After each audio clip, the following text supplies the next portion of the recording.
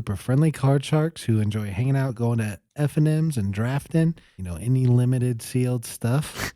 I'm doing a little ad lib. It's okay. I'm Ryan, your resident aggro expert. I was waiting for Ryan to go, I'm Ryan?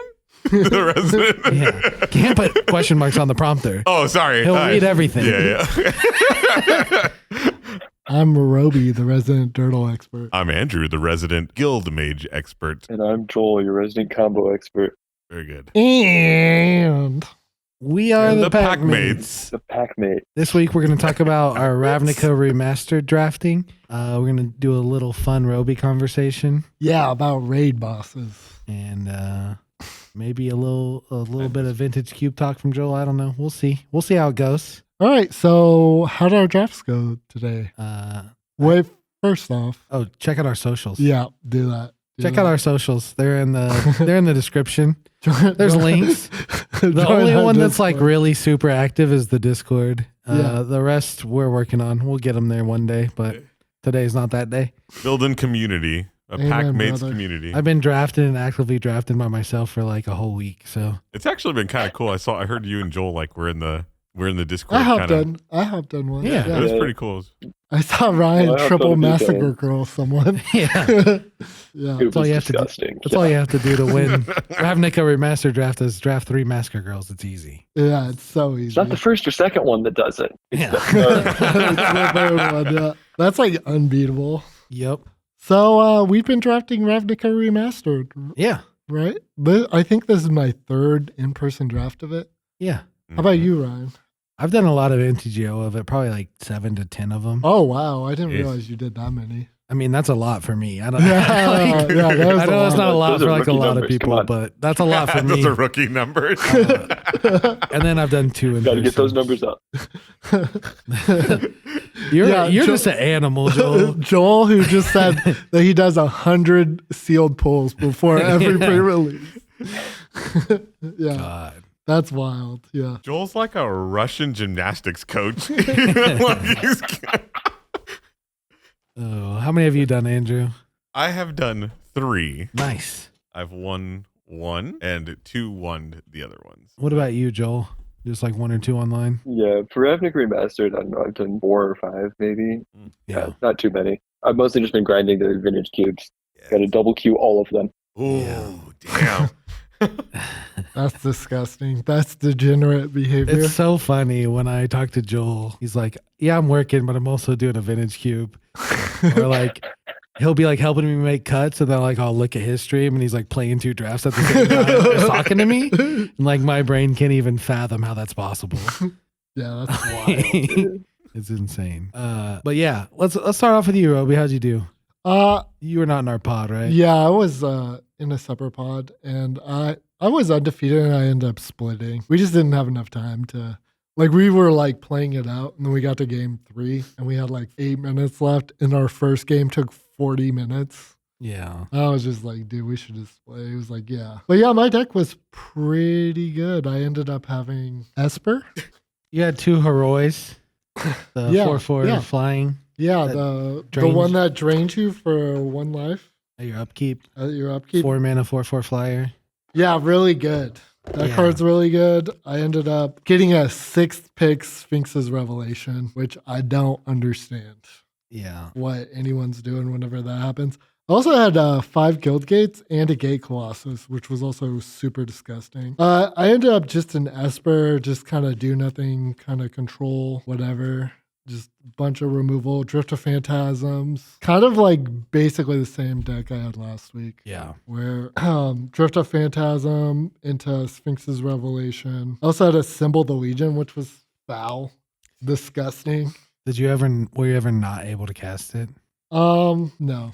That's the 5 mana red-white enchantment that makes like a 1/1. Every turn, and it like Goes up by 1 every turn. Yeah, it makes 2 1/1s the next turn. And they have haste too. Yeah. Disgusting bomb. Army and a can card. I was getting kind of spanked in the Is It matchup because they had like repeal, or they totally lost it once it had like 4 counters on it. Oh, that's pretty cool. Yeah, which was pretty good. You only got 10 dudes. Yeah, I only got 11 dudes. But they had double murmuring mystic. What's that one? The 1/5 that makes a 1/1 flyer bird every yeah. time. And they had 2 on the battlefield. I had 0 ways to actually kill it. So that was kind of a rough matchup, but I ended up winning a game against them. Yeah, but my deck was good. It was cool. I had quasi-duplicated Gate Colossus, which is like the most disgusting thing on the planet. Nice.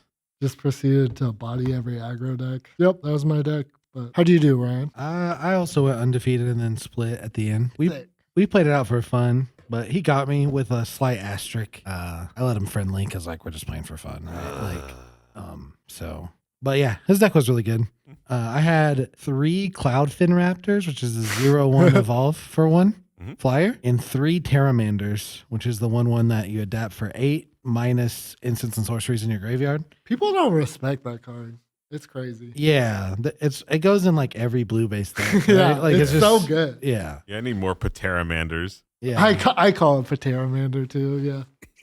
And then I had 2 of the like a super sick card. It's called Sky Hussar, and it's a 5 mana 4/3 flyer. When it enters the battlefield, untap all creatures you control. I had one too. But at the beginning of your upkeep, you can tap 2 blue or white creatures and or white to draw a card. And I almost never played it, and I just drew 2 cards every turn, and it was like, okay.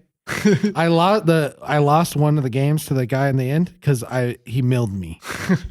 I kept drawing 2 cards, and then he had 2 of the 2/3 flyers. That's like ETB, mill your opponent till they hit a land. Balustrade Spy. Yeah, Balustrade Spy, and that did the job. He brought one back to his hand and like played it again, and that's how he won. I would have won like in 1 turn. But That's funny. I think this is the first game Balustrade Spy has ever won fairly. yeah, it was pretty funny. I'll be play honest, it I didn't against even me. know it targeted a player. I only thought it targeted yourself Yeah. Yeah. because I'd never. I've I've just always turned my deck over every time I played that card. Oops, all spells.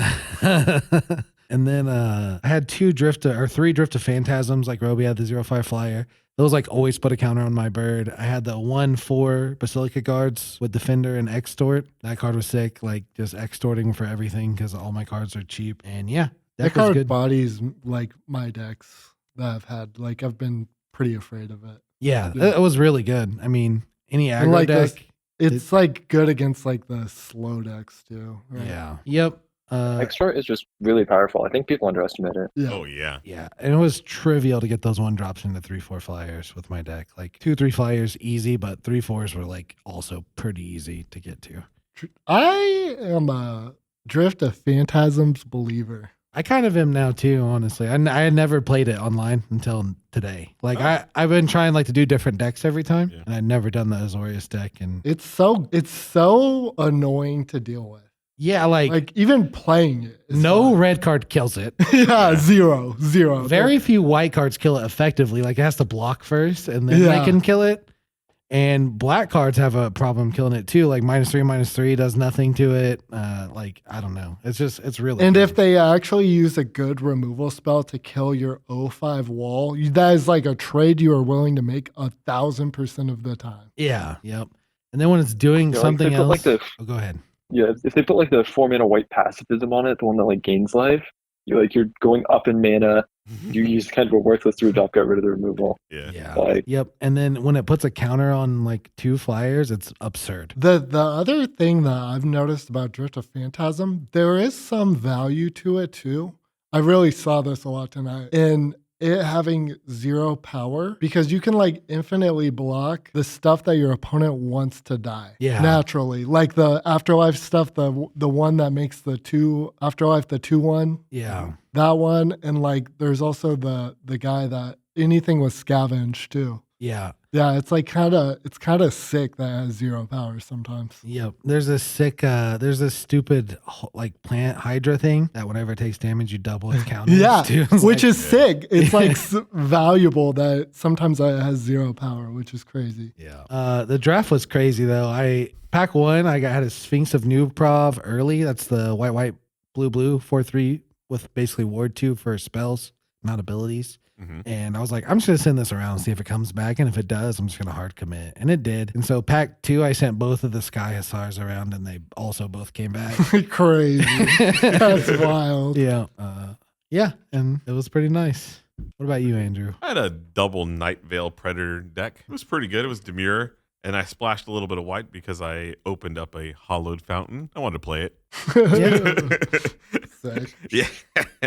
And then I had a couple of guild gates as well to get in there. And then I also had a quasi duplicate. I opened up the quasi duplicate early. I said, okay, that'll be fun.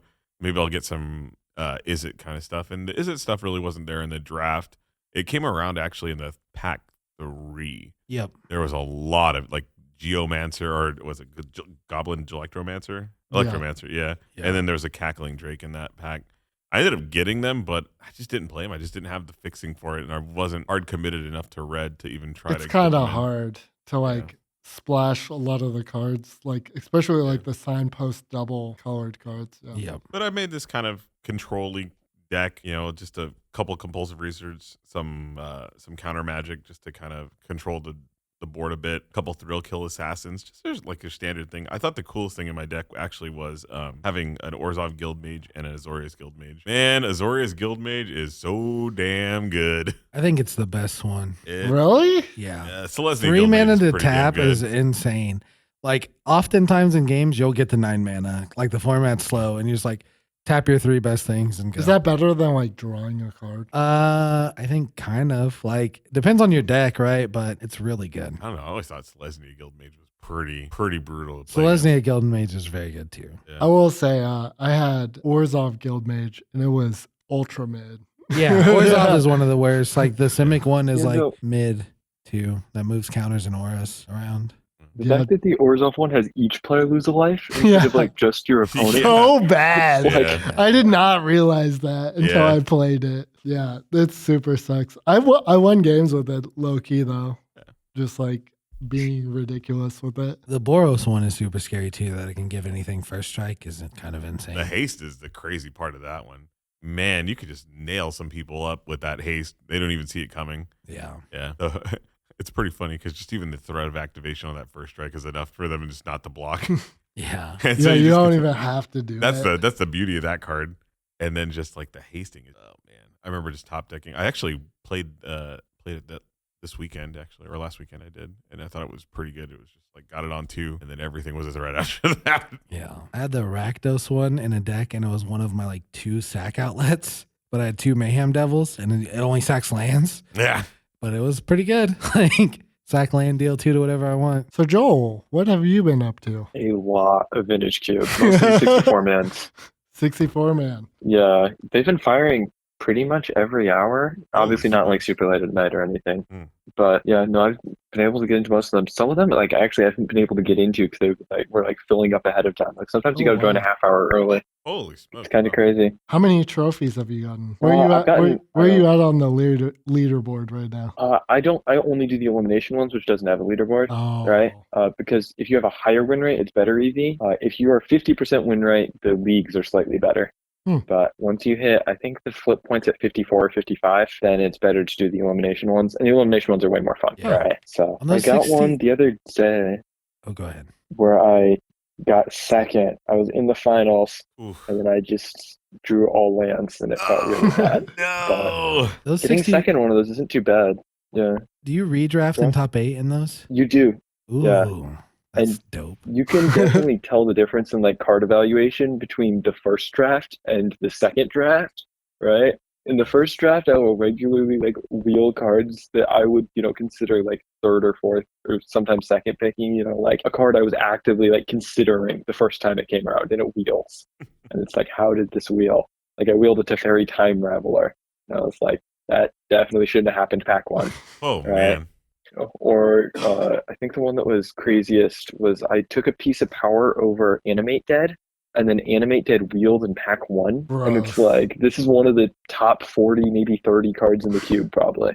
right? Jeez. Yeah. Man. Vintage Cube is Is it so just that people different than get- normal draft. It is. Yeah, I was gonna say, is it just people get a little gun shy about committing to that, like committing to the strategy like that right away, or is it just It's entirely probably bad? possible. Yeah, People or they just get like don't locked know. into their colors too early. Yeah. I think so. I feel like that happens in vintage cubes or in cubes in general.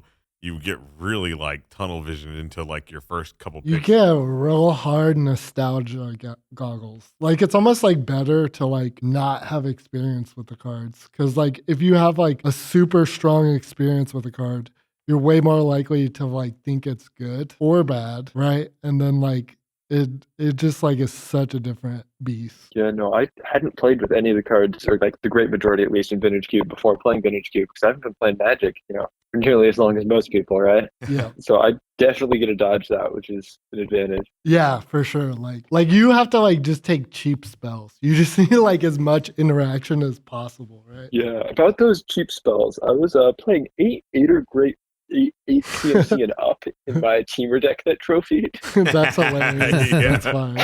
But you also had like a mana vault and things like that too, though. Yeah, Mana Vault, Fast Bond, Wheel of Fortune, Yeah. and Flash, Sneak Attack. I was cheating them into play. Yeah. Right? Sneak attack. Yeah, that doesn't count. You don't get street cred for having eight drops if you were sneak attacking them. I mean, all I'm saying is I hard cast them a lot. Probably. Low I key. bet with that fast bond wheel, dang, that's so good. Yeah.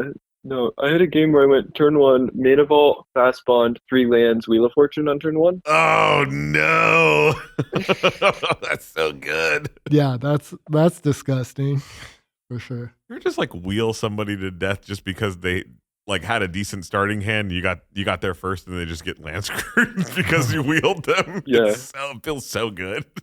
It's like, didn't have to do anything that game. Perfect. That's discard your hand, draw 7 for those of us rookies. Oh yeah. Both players. Yeah. Sorry, Rook. I'm learning. I'm You got learning. there. You're getting the lingo down. You're gonna be like a fiend for that soon enough. I haven't been doing the vintage cube. You should try it. I did one with Joel. You yeah. did. 03. 03. Yeah. It's not a Ryan format. It's very much not a Ryan format.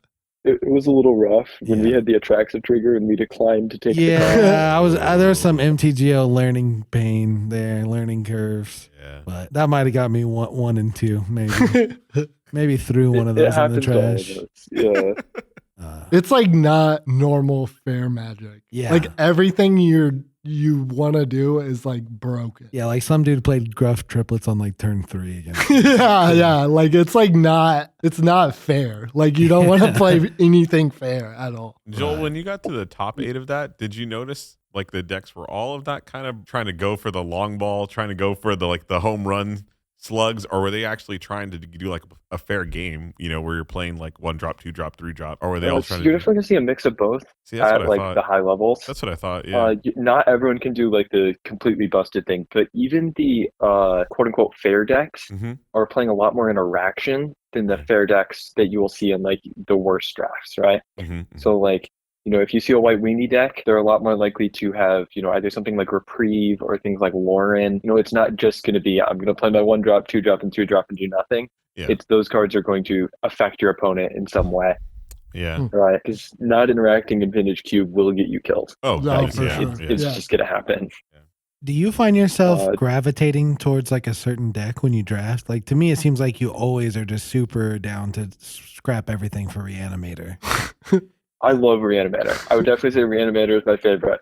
Yeah. And frankly, I think Reanimator is the best like true combo deck in the current iteration of the cube. It doesn't have Splinter they've- Twin, right? They took that out. Yeah, Right? there's no Splinter Twin. They've tried to do this lands thing with Scape Shift, Dryad of the Elysian Grove, and Valakant. But the problem is it's a 540 card cube, right? Yeah. And given that, you've got 8 people of 15 packs, you're only opening, 360? So if Valakant's not opened, which there's a pretty decent chance of, there's just no payoff for that archetype at all. I don't like it when they So- do that in those kind of cubes or curated sets like this, where it's just like there's a 1 linchpin card, and if it's not open during the draft, like you could go for it until at pack 3, and then you just realize you're dead in the water at that point. Yeah, like all your picks were Yeah. a giant waste. Yeah. Yeah. I guess that's kind of Well, like what draft, but I feel like it's magnified in cube draft. Oh, for sure. Because like having dead cards punishes you even more heavily. Oh goodness, yeah. One of the other combos that I think that people are always super excited to do and like can definitely work out in the right deck, but that like I saw people throwing in random decks where it's not good. It's like the Thopter Sword stuff. Yeah. If you're playing a deck without a bunch of other artifacts and you don't have like an Urza or anything to make it truly go infinite, and you have a Thopter and a sword, the Thopter Foundry and a Sword of the Meek, sure, maybe you play it, maybe it's okay. Can you Unless you have explain that both of combo them. for Ryan? He's shaking his head. He has Completely no lost. idea. So It was a Thopter modern Foundry deck at is one a point. generic and a white, black, a hybrid mana, and a blue. Right, so generic and then one of those, I think. Yeah, it's 2 mana, if I remember. Yeah, It's someone like that. It's 2 mana. Anyway, you can pay 1, sacrifice an artifact, and you get a 1/1 flyer and gain a life. Okay. Sword of the Meek, whenever a 1/1 enters, you can return it from your graveyard to the battlefield, and it gives +1/+2. Okay. So you sacrifice the sword, you get a 1/1 sword returns. Sacrifice the sword, so on. So for every 1 mana you get a 1/1 flyer. And it is really good in the decks where you have like Urza Lord High Artificer, because that makes it go actually infinite. Because you tap the can 1/1 tap artifact the for 1/1 blue. for a blue mana, and then it just I goes see. actually infinite. So you have Yeah. infinite life, and then Yeah, and that's where like it actually goes off in the artifact decks, and that's what you should be trying to do it in the artifact decks. But I saw someone playing like a 4-color pile with no other artifacts, no mobs, and like actually nothing. And he had Thopter Foundry and Sword of the Meek. And every time he drew those cards, they were completely dead until in game 3 he drew them together, and it was mediocre, and I blew up the Thopter Foundry, and then it was worth it Oh again. damn. That's like some Robi shit. like just like having a random combo that makes no sense in your deck. Hell yeah. Oh yeah. And sometimes those 2-card combos are really good. Like for instance, Flash combos with so many things in the cube that just putting Flash and random big creature that is good to flash in your deck is going to be worth it, because it's a combo that often wins the game. Yeah. Right? Yeah. And the opportunity cost is, this 2 mana instant. Random instant. It's super easy to do, and it's, a single color. Mhm. Mm-hmm. So it's like those kind of things. We're playing like Animate Dead in a non-reanimator deck, or actually reanimate. Like it is a perfectly fine value card on either your opponent creatures or your own creatures, right? And then if you do get into reanimator, it's the best card in your deck probably, right? Yeah. When you compare that to like Sword of the Meek and Thopter Foundry, they're not even remotely comparable. And I think that's the big difference. that makes sense. So what do we have next, Ryan? We want to talk about Ravnica a little more. How great it is. Yeah, it's like a 9 out of 10. Yeah, like it's very good. It's, Wow. it's a 9 out of 10. It's a very For me, fun I deck don't for me. know if it might just be nostalgia. I usually am pretty good about not being like that. Because like most of the cards I've enjoyed playing aren't really necessarily from this set. Yeah, The sets I played in the past. But yeah, I like it. I think found it's that really you fun. can like literally do anything and it works. Like you can just Yeah. make whatever you want to work. Like, Oh. and that's cool. That's That's sets I fun, like. yeah. And the bombs aren't like insanely crazy. Like they're really not. Like Massacre Girl is, some of the Legion is, right? Yeah. But like most of them are not. People can insanely still crazy. deal with them. Packrat is. Packrat, I haven't even seen that yet. No, Yeah. Just wait. Yeah, no, it's good. Yeah. But like I did a deck with like 3 of the 6-drop giants that are like 3/6s that gain you 5 life. And that deck did good. And then 2 and 1. tight. Right. That's And tight. then I did a deck I that was remember like seeing that deck. Yeah. And then I did I a was deck. so skeptical. Yeah, that was good. I lost to like literally a better version of the exact same deck. And You then weren't greedy enough. yeah, exactly. That was exactly it. Like I sideboarded like 7 cards. Like I can be more greedy, but I couldn't. And then like you can make like super tuned aggro decks that like win on turn 5. Like Yeah. it's good. They're good. You can do anything. You can dirtle forever. Yeah. There's like so many random dirtle cards and like, oh, I love it. Yep, you can do whatever you want. I will say I've found Rakdos to be a little bit harder, specifically on MTGO, because a lot of decks are taking your sack outlets, like the things that let you sack creatures, and that makes the Rakdos deck kind of fall apart if you don't get them. Like the late game 5, like gain 5 life deck, the dude was playing the 4 mana 2/3 fear, sack a creature, regenerate. You know what I'm talking about? Yep. And he was playing that because he was playing the black white drain 2 flyers that haunt. And so he like haunt, sack it, put it on something else, sack that, drain 4, like, you know what I mean? Like he was just playing like haunt stuff with also gaining 5 life and like face fetters and like, I don't know. That's tight. That's super tight. That's so sick that there are decks like that, right? Yeah. And then, I mean, everything else I've tried has worked. Golgari, Boros. It's a little bit harder too because it's another one. It's another one where everyone takes all your stuff. Yeah. Boros wants your like removal, like, and everyone wants your Terramancers. Like Demir wants the guys that make 1/5s, like, or the 1/5 that make flyers. Yeah. I mean, just everybody wants all your stuff. Yeah. But I mean, I've still seen good Izzet decks too. So. Yeah, for sure. Like the rares are good.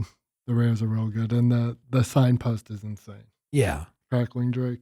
Yep. But it's been a lot of fun to draft online. Like, and Magic Online is like, it kind of like right now, Ravnica Remastered, it feels like all the studs must be doing Vintage Cube because it's like kind of freelo. Like, I've drafted 10 times and maybe once or twice I didn't go 2-1 or better. That's crazy. Damn. Yeah. It's He's been trying to get me to do it. I just have been busy. But yeah. It's a lot of fun. It seems fun.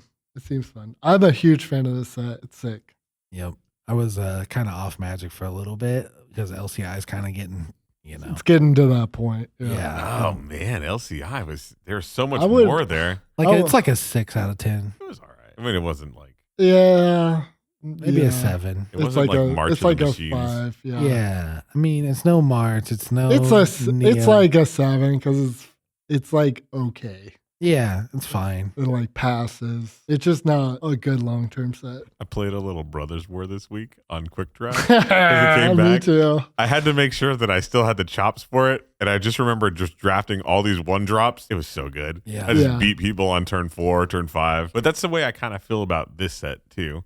I feel like there's a lot of aggro in this set, and they've tuned it kind of like how they've been tuning some of our other sets where the aggro decks are a little bit, they watered down the control a little bit in this set a little bit, in my opinion. There's all the pieces you need for control, I think. I think there are, but I think there's enough like make 2 dudes or like enough little guys to But there's also like 1 for 1. metaphytic vapors that come, yeah, which is like mains that. Yeah, you like, should. You're not gonna main that. You should. If you're bad against aggro, you should 1000% main. You can that always card. pull it in. It also surveils. Yeah. I played a main deck the other day. Yeah. But I mean, the aggro decks, like at first glance, seemed like the place to be, but it's so easy to just like blow them out. Yeah, to just win the game. Like you gain like 5 life, 3 life. You play a face fetters on like a 3/3, like they just lose. Like, you play like a drift of phantasms, and they just have no clean attacks anymore. Yeah. Like it's crazy. I mean, it slows them down a little bit. I mean, they can be good. Like they can be super good. Like Boros can be insane. I mean, you had like this aggro Flyers deck tonight. It was not aggro at all. It was not aggressive. Like 6 1-drops. It was not aggressive Cloudfin at all. Raptor does not get to count as aggro. It's like not that aggro. Really? Okay, it's aggro, but like O1s are not really aggro. I tapped my Cloudfin Raptors and my Terramancers to draw cards like until they were 3 power, like a lot of the time. I mean, that kind of reminds me of another guy that was a 3/3 that didn't untap for 4 turns in the last set. That was hella good. Yeah, it was. Yeah, that card is good. Yeah. So I'm thinking if I you're, remember thinking that card was going to be garbage and limited at first, and then I played with it once. And I was It's like, it has like an 80% Yeah. opening hand win rate. I remember I'm like with you, Joel. I actually did the same thing too. I thought Yeah, it was super like, bad. week 2 and 3, people were passing them to me still. And I was like, dope. Like, I'm just doing it again. I Always do it totally again. passed one. Yeah. And then I was like, oh my gosh, this card is insane. I was like, you passed me this? This is like the top win rate card in the set. And he's like, really? Didn't even care. Yeah. After you realize that it has ward 2, Yeah. and so like it costs infinity mana to ever deal with it, and like, oh, that card's disgusting. Yeah, it was very good. Joel, what have you thought on your? I know you've had just a couple of drafts here, like a handful of Ravnica Remastered. I was definitely impressed by the Selesnya. I had one where I had 4 experiment ones, Yeah. and then 2 Selesnya Guildmage. Right? Gross. Yeah, that's foul. I felt like the rest of the deck was pretty decent. I had like a few face fetters and just like some other reasonable cards. I went 1 and 2 online with it. Wow. Maybe it wasn't, but small sample size, you never know. Yeah. I found that a lot of people online will not draft Selesnya. Yeah. Like No, it's of like course kind of not. free to do it every time, kind of. I kind of feel like in real life, it's like that too. I'm like a very much a patented Selesnya hater. Yeah. Yeah. Like I'm never afraid of a Selesnya deck. Yeah. like There was some good stuff. I wanted to do it today. I just didn't find the Moldavine cloak to really like set me in the path where I was like, I'm just gonna lock into this thing. Yeah. There were a lot of the Watchwolf-esque cards, though it makes a 3/3 Centaur or something like that. Yeah. Yeah. That card's insane. There were a couple of those just rolling around her table like nothing. You could get a last pick if you wanted to. Yeah. It was I like, it's a assumed the 3/3 for person 2. right next to me was in Selesnya, and I hated a couple Selesnya cards. Wow. Damn. I think Even though I don't respect it. I think 3 toughness is super good in this format too. Like it's kind of insane. Yeah.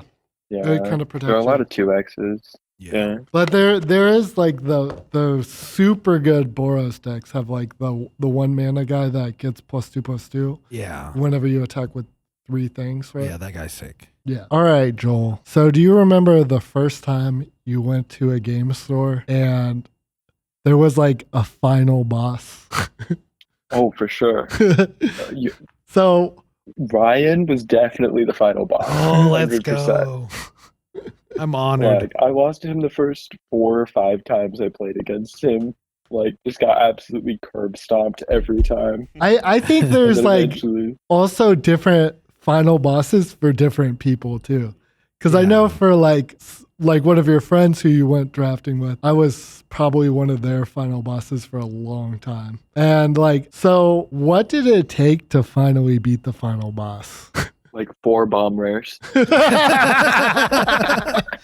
That's literally like the best answer I could have imagined. Oh, I remember the first time I played you, and you like I could tell you hadn't played paper very much. You were like pretty nervous. Which everyone is, right? Yeah. Like everyone is the first couple times. Yeah, But- like I played some online, but did not have any paper experience at all. And it's so different, right? Yeah. Like it's definitely like a whole different game, right? Oh, for sure. Even now, I'm like way more comfortable playing online and feel like I play better online compared to in paper. For sure. Yeah. Because you get so much more practice doing that, right? I've It's like probably played 10 or 20 times as many games online as for in paper. sure. Like I would be Yeah. surprised if it was that low. Yeah. Right? Like I would even, and I'm kind of the same way too.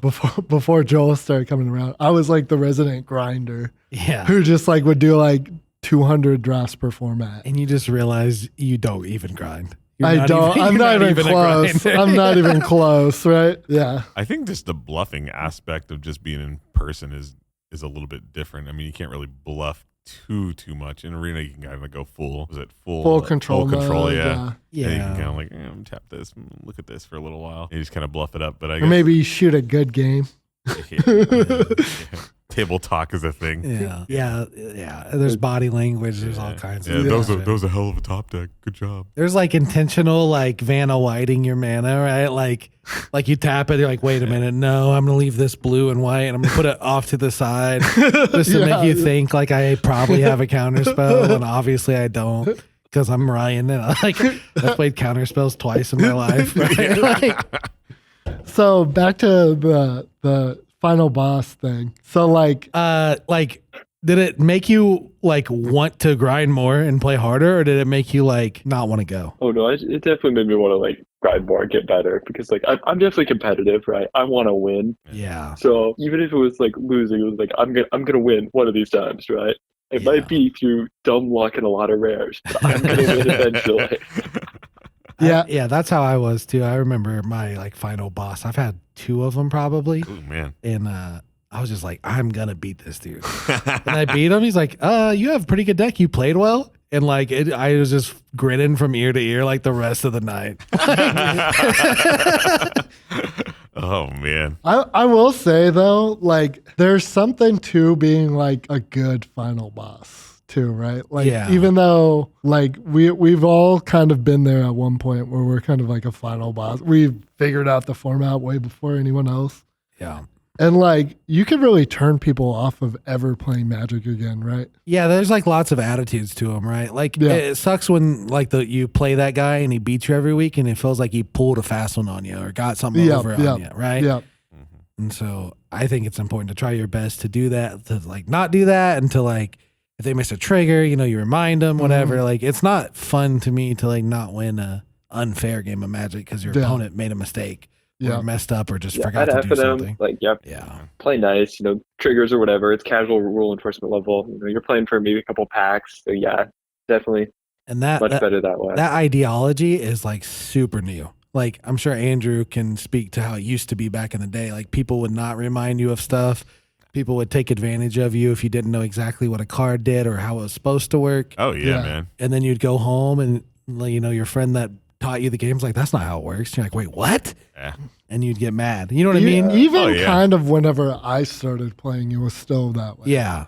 Like, I think it's like really important to like recognize that that's like super harmful to your community. Right. Yeah. Like you're never going to get new people in the store and your drafts won't fire if people don't want to go to them. Right. So like, it's super important with draft too. Like you kind of just really want people, you need to like be a friendly final boss. Yeah. Like there's people that just want to win at all costs. Right. Yeah.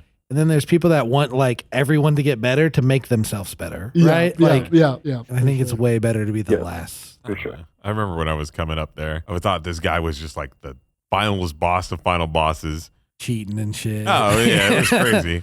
And then you're just like, you beat him one time and you realize, then you beat him again and you're like, oh, this guy was really bad. Gods can bleed. Yeah, like, I was like, jeez. And then you go to and you're like, who's the next boss? Yeah. And then you go, who's the next boss? Who's the next boss? And it's just like, if you have that competitiveness in you, you know, you just kind of live long enough to become your own final boss there. That makes me so much hungrier. Like it's like I'm just nowhere near as hungry when I'm going and just winning every week. Yeah. Like I'm just like, do I even want to go this week? It's like beating my son at Mario Kart. It's just gonna happen. You know what I mean? Like I'd way rather someone to just come in and just start wrecking me and like, all right, I'm gonna just get you. Wait until you get week. that 1-2 some week. Hey, I mean, I'm sure it'll happen. You're right? just gonna be like, oh gosh, this is it. This is the week. Well, like I'll take a long, hard look in the mirror if I ever go 1-2 at F&M. That's for sure.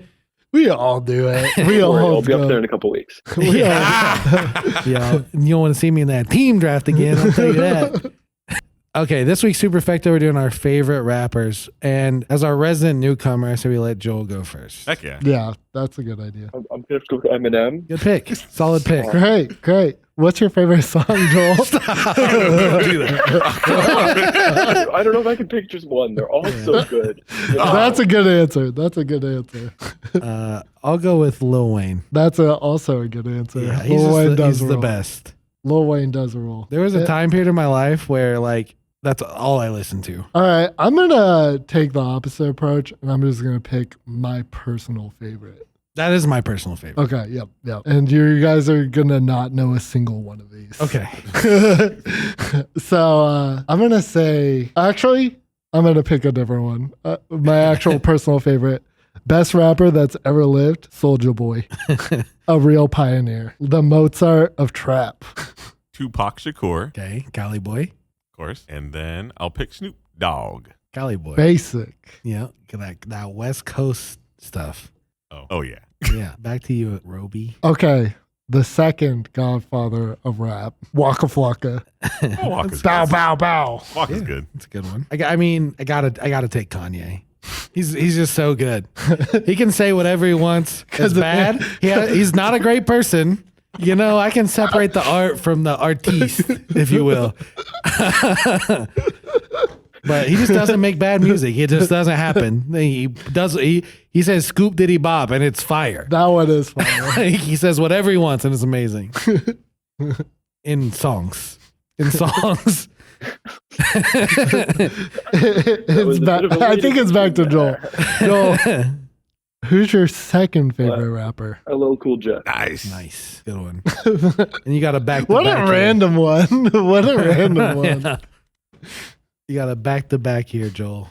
Okay. LL Cool J, bro. Have you ever heard the Brad Paisley LL Cool J song? Probably. No. It's super What is it? problematic.